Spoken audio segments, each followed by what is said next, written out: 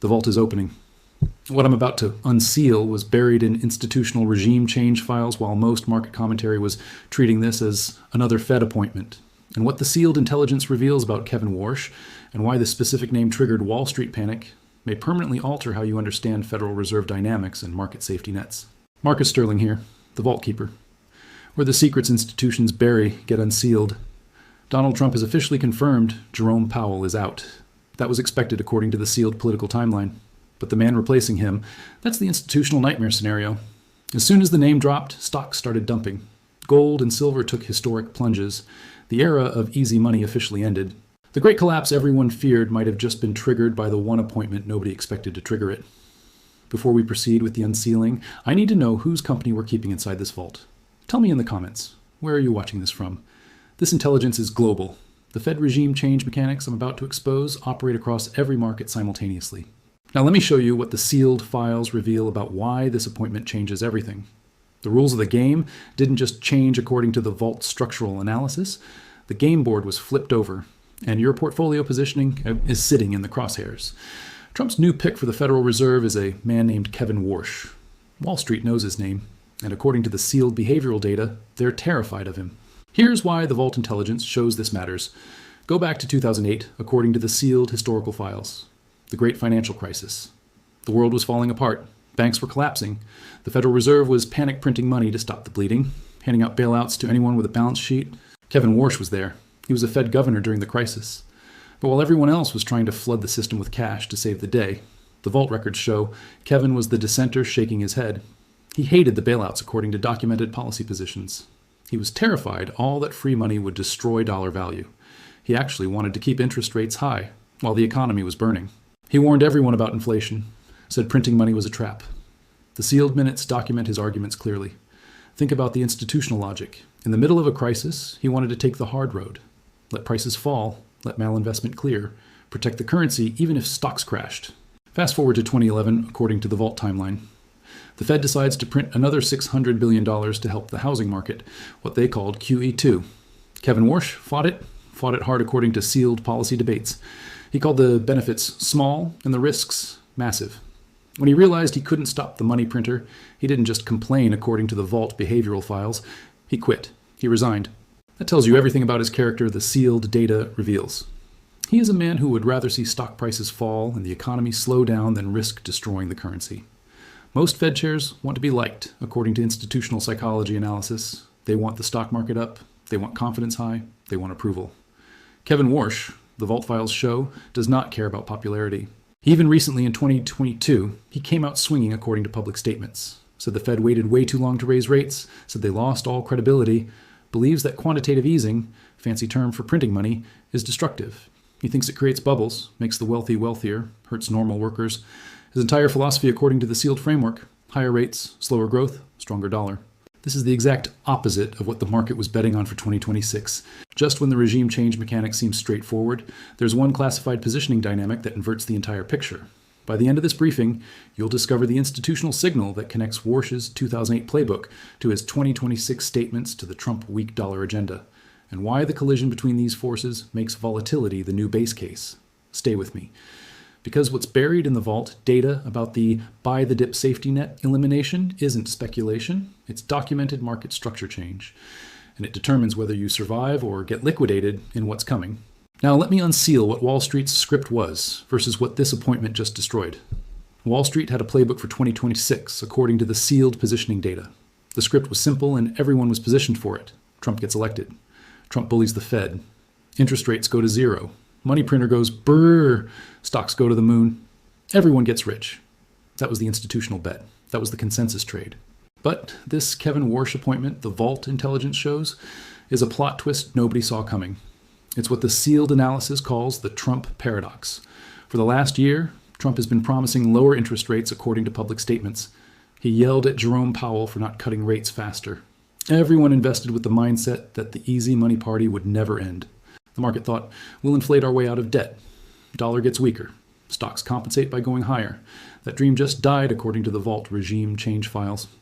Kevin Warsh is expected to come in and do the unthinkable based on his documented philosophy. He's going to prioritize dollar strength over stock prices. He's going to turn off the money tap. He wants to shrink the Fed's balance sheet. He wants to stop the United States from becoming a failed currency, even if it means stock market pain. Just 1 month before the election, someone asked Warsh what he would do if he got the job according to recorded interviews. His answer was chilling for equity investors. He said, "Policies that are good for stockholders are bad for people living paycheck to paycheck. We are enriching the wealthy at the expense of everyday Americans." Read between the lines, the Vault analysis reveals. He is saying he's willing to hurt the stock market to help the working class. He's willing to pop the bubble. The market hates uncertainty according to behavioral finance data. But this isn't uncertainty. This is a documented promise of pain. The new leadership, based on sealed policy positions, believes that for the country to get healthy, the stock market needs to take its medicine. And that medicine tastes terrible for portfolios. Now let me unseal the twist that makes this regime change even more complicated, because the Kevin Warsh of 2026 is starting to sound very different from the Kevin Warsh of 2008. Just when you think you have this appointment figured out based on historical data, the Vault intelligence shows. He completely flipped the script recently.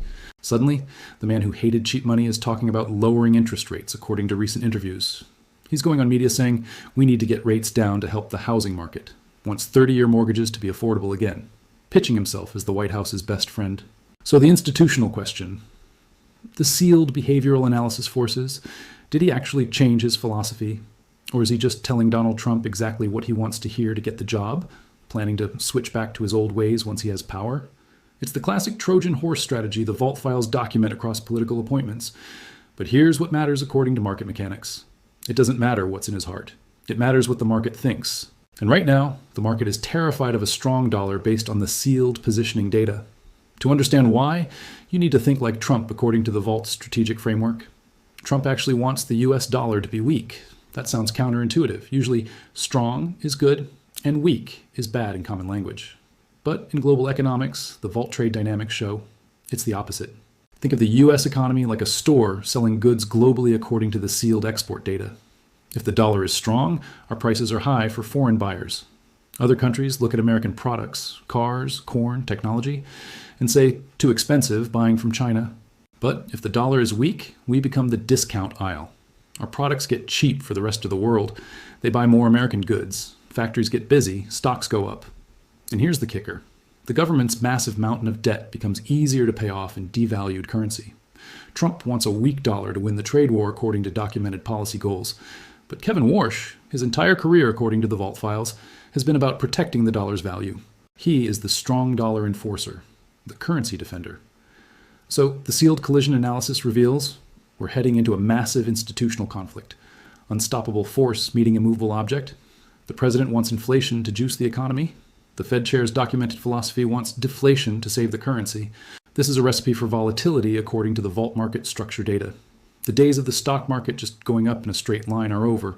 The safety net is gone. For the last decade, investors had one rule according to behavioral patterns. Buy the dip because the Fed will save us. That rule just died. The Fed is not coming to save portfolios anymore based on the regime change intelligence. This puts market participants in a very dangerous position according to the Vault risk framework.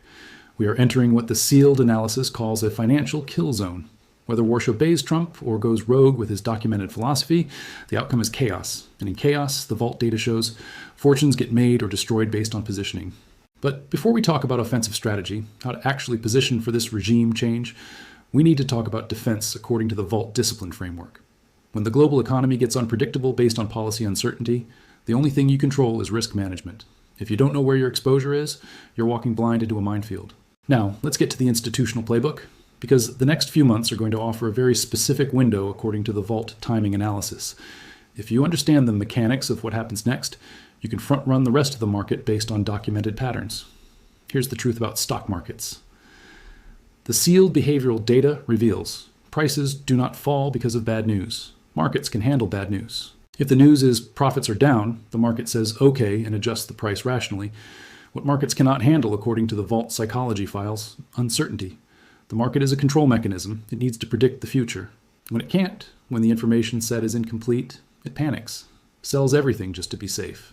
That's exactly what's happening right now with Kevin Warsh, according to the sealed positioning data.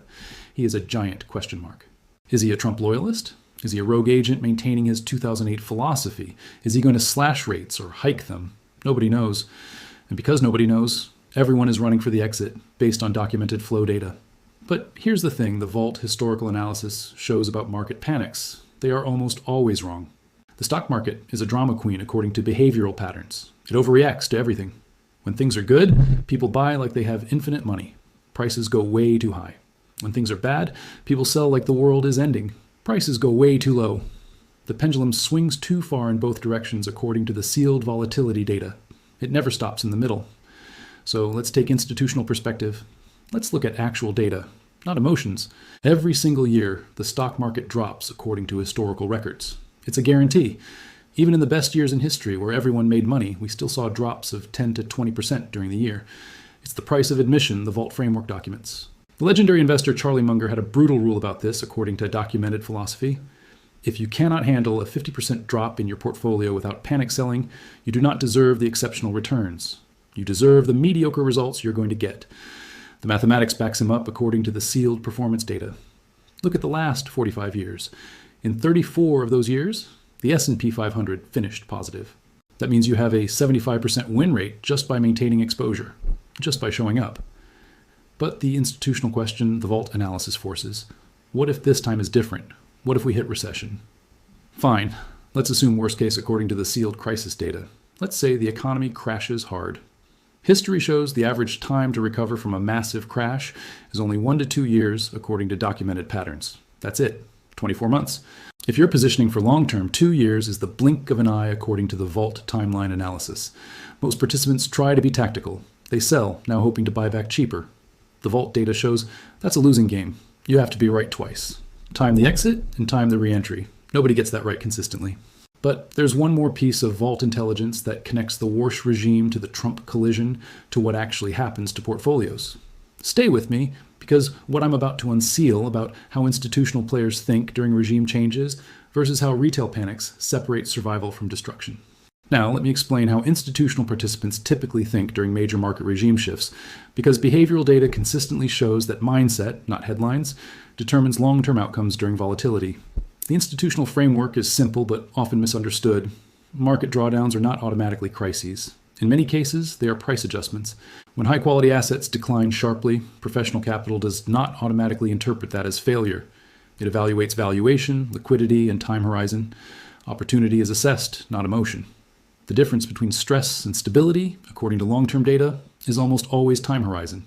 If capital is structured, so it does not need to be accessed in the near term, short-term price movement becomes far less relevant. Screen prices fluctuate. Ownership does not. This is why institutional positioning often increases during volatility rather than retreats. Historical records show that many of the most successful long-term investors did not attempt to avoid drawdowns. They planned for them, they maintained liquidity, and waited for periods when sentiment deteriorated and pricing improved. Current sentiment indicators show elevated concern around upcoming policy changes. That concern alone creates volatility. But volatility does not reward randomness. Capital must be deployed selectively, based on assets that historically remain resilient through policy transitions. Not all sectors respond the same way. Some struggle under tightening conditions, others perform comparatively well. Behavioral data also explains why downturns feel emotionally overwhelming. Loss aversion is stronger than gain satisfaction. When prices fall, participants often react defensively, even when fundamentals remain intact. History suggests that maintaining discipline during these periods has produced favorable outcomes in a majority of long-term market cycles. A recurring pattern appears repeatedly. First, optimism drives prices above fundamental justification. Then conditions tighten, sentiment reverses. Assets are sold at discounts driven by emotion rather than value. The institutional framework emphasizes avoiding reactive decisions during these phases. No participant can predict future policy outcomes with certainty. The only consistent edge documented across decades is remaining positioned through cycles while managing risk. Major downturns, such as 2008, 2020, and subsequent corrections, show the same structure, periods of stress followed by multi-year recoveries for disciplined capital. If capital is not required in the immediate term, temporary declines historically lose significance over time. Regarding Kevin Warsh specifically, there is understandable uncertainty. Policy alignment, political pressure, and evolving communication all introduce variables. History also shows that policymakers, like markets, are not infallible. Forecasts can be wrong, consensus can fail. That uncertainty reinforces a single consistent principle. Time horizon matters more than prediction. For long-term holders of quality assets, short-term regime noise has historically faded in relevance. One final structural element remains: how different sectors behave when monetary policy priorities shift. That brings us to the next framework. Now, let's look at how positioning historically shifts during Federal Reserve policy transitions based on long-term structural data. Understanding timing is only part of effective positioning. Asset selection matters just as much. Historical records indicate that during extended periods of tighter monetary conditions, broad equity indices often experience slower growth. However, certain asset classes and sectors have performed more consistently during those phases. This is not limited to precious metals or technology. Performance data highlights distinct patterns that repeat across tightening cycles. Policy objectives can sometimes pull in different directions. Trade competitiveness, currency stability, inflation control, and asset prices do not always align. When those priorities diverge, markets tend to experience increased uncertainty. For many years, investors relied on the assumption that monetary policy would respond quickly to market stress. That assumption is now less certain. When expectations change, risk management frameworks must adjust accordingly. A stronger currency environment historically affects sectors differently. Export-focused companies often face margin pressure. Dollar-priced commodities tend to experience headwinds. Multinational revenue streams can be impacted by currency translation. At the same time, import-oriented businesses may benefit. Certain fixed income structures gain relative support. Domestically focused firms may show greater resilience. These dynamics drive sector rotation rather than uniform market movement. Uncertainty itself often amplifies price swings. Markets tend to react more strongly when outcomes are unclear than when conditions are simply unfavorable but well understood. Historical data shows that these reactions frequently overshoot, creating temporary dislocations between price and underlying value. That dislocation is where long-term capital often positions. The structural conclusion is not that volatility disappears, but that it becomes a defining feature of the environment. For disciplined investors, volatility has historically created opportunity rather than permanent loss. Risk management, sector selection, and patience remain the core variables that determine outcomes. As we close this analysis, it's important to clarify what this policy transition represents from a structural perspective. This is not simply a personnel change. It reflects a shift in monetary philosophy. For many years, markets operated under the expectation that policy would prioritize asset stability. That expectation is now being reevaluated. Kevin Warsh's documented views emphasize currency credibility, restraint, and long-term stability over short-term market support. That approach historically introduces adjustment periods. At the same time, policy communication can evolve, and public positioning does not always translate directly into implementation. Markets must interpret signals in real time, which increases uncertainty. Uncertainty introduces volatility, not because outcomes are known, but because they are not. This volatility disproportionately impacts short-term strategies. Long-term frameworks, by contrast, have historically absorbed these transitions more effectively. Long-term market data shows that maintaining exposure to quality assets over extended horizons has produced positive outcomes in a majority of historical periods. Drawdowns occur. Recoveries follow. Sector selection becomes more important when policy conditions tighten. Broad exposure without structure becomes less effective. No single forecast, policymaker, or institution has perfect predictive accuracy. History confirms this repeatedly. The only consistent safeguards documented across decades are time horizon, quality asset, selection position sizing, emotional discipline. Prediction is unreliable. Structure is not. This analysis does not attempt to forecast exact outcomes. It outlines the mechanics that tend to operate during regime shifts. Volatility replaces stability as the baseline condition. What replaces automatic assumptions is deliberate positioning. This is Marcus Sterling, the Vault Keeper. The files have been reviewed, the framework is established. What happens next depends not on headlines, but on how capital is structured to endure uncertainty. Until the next unsealing.